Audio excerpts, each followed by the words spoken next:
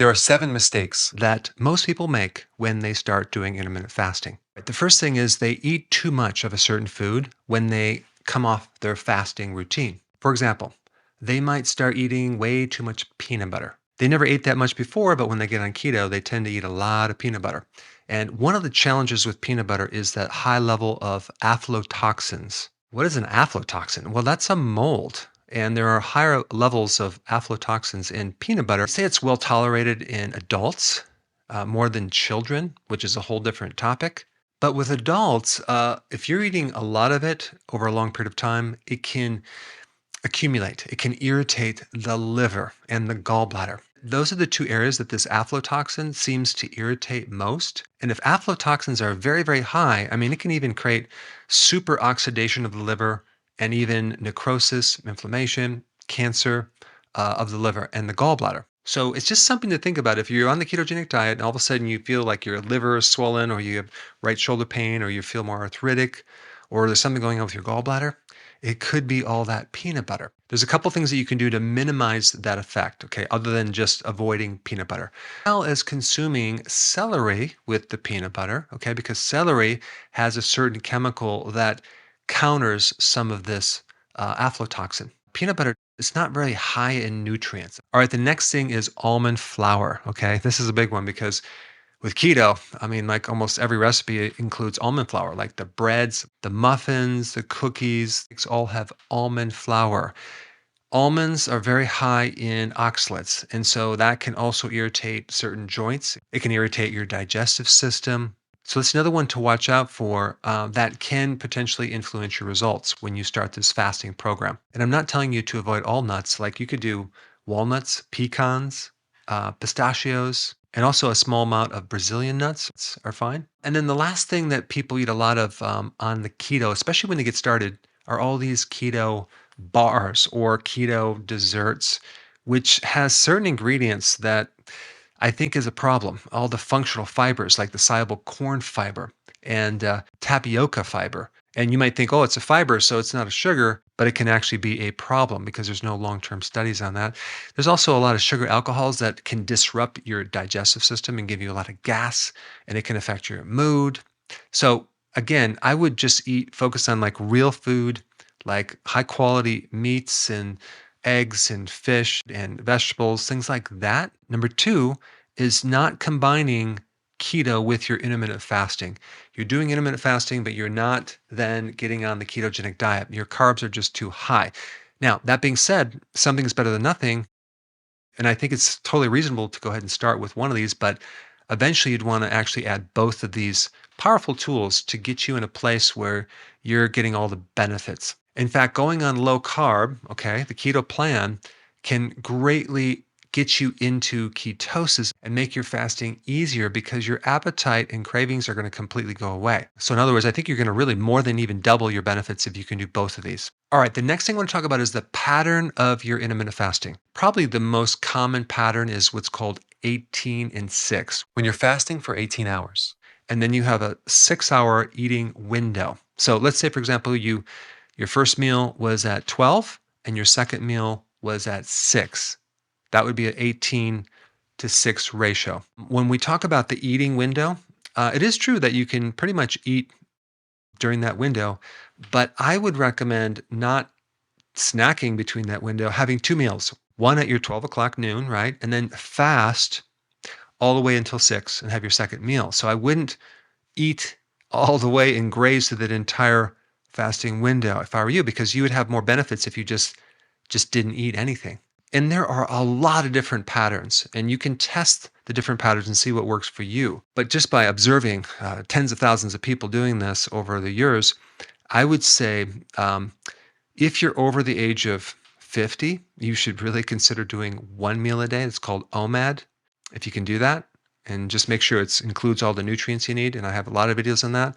But I think for everyone else, they should do 2 meals, okay? And I'm going to tell you what really is successful, at least for me and a lot of others, is to try to go as long as you can with that first meal. Right around lunchtime, if you're not hungry, just ride the wave and go a little longer. And if you can go like 1 o'clock or 2 o'clock or even 3 o'clock, that would be awesome.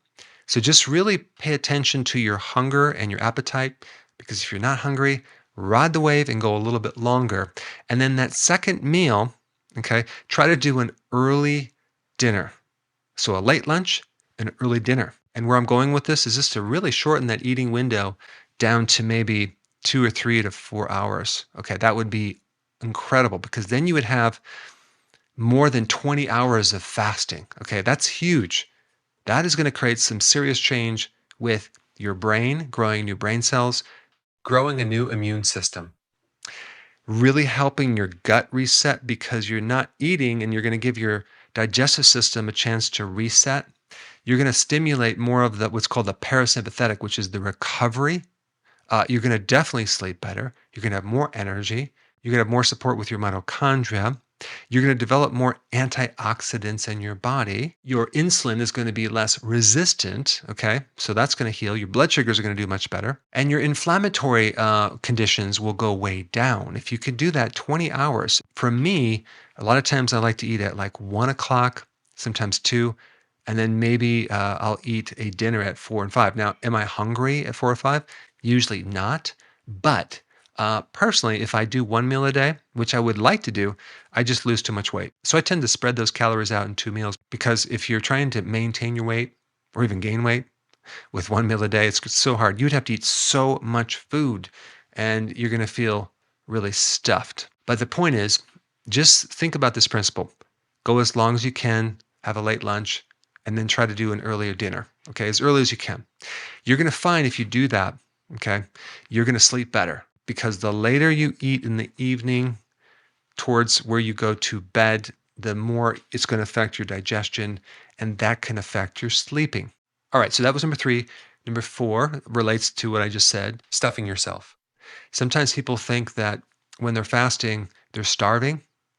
No, no, you're not starving. Your body is eating when it's not eating. It's eating your fat when you're not eating. So you're actually getting fuel. And in that stored fat, you have fat soluble vitamins too that are being released as well. So you're getting some nutrients as well. So it's not that you're not eating. You are eating. You're just eating your own fat. I just have found through a lot of trial and error, if you, especially in the beginning, like you, because you're fasting and you have this restriction on eating, a person tends to, it's kind of a scarcity. So they'll tend to eat as much as they can in that meal because, oh my gosh, am I going to make it to the next meal? You don't need to do that. Okay, experiment with it. You're going to feel a lot better if you don't stuff yourself. So this relates to the question, how many calories do I need? I wouldn't go by that. I would just go by, what do you feel comfortable with eating with that meal without overdoing it?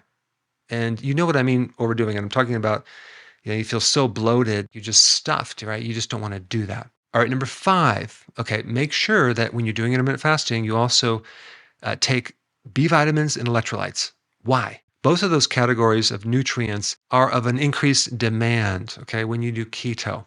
When you get your body into fat burning and you're generating ketones, you do need certain minerals and certain B vitamins. I would make sure your B vitamins are more natural, and even you can get it from nutritional yeast.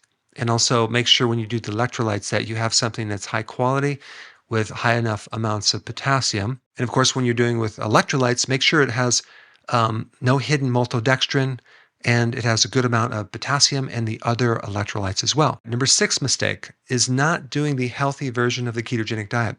There's something called dirty keto, which you're pretty much, just going to any restaurant, fast food restaurant, and you're just like having the burger without the bun, but you're not focusing on quality.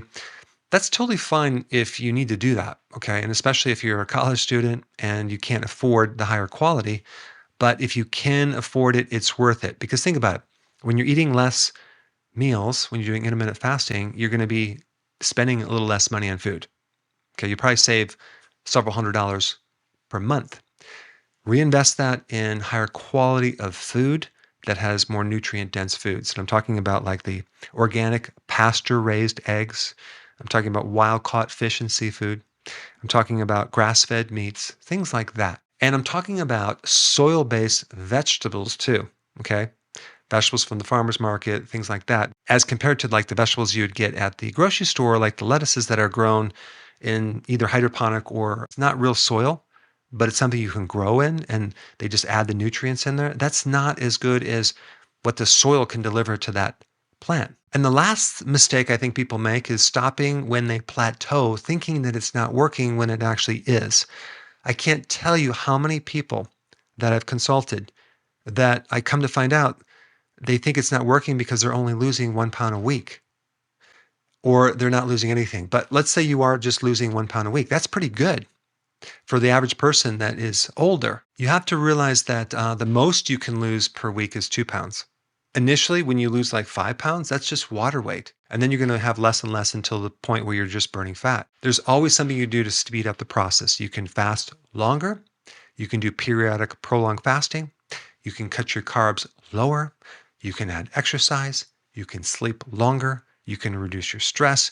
You can take certain additional remedies like berberine or cinnamon or things like that to improve insulin resistance. Because what can happen as you're losing weight, you're going through the healing process. And when you're going through the healing process, your muscles tend to grow more. And the way that you know that it's really working is that does your appetite go away? Okay. Do you no longer have cravings? That means it's working more than anything. And how is your energy and how is your mood? Focus on those things because the whole principle is that you have to get healthy first, then lose the weight versus the other way around. Now, to give you the details on how to do intermittent fasting, you should watch this video right here.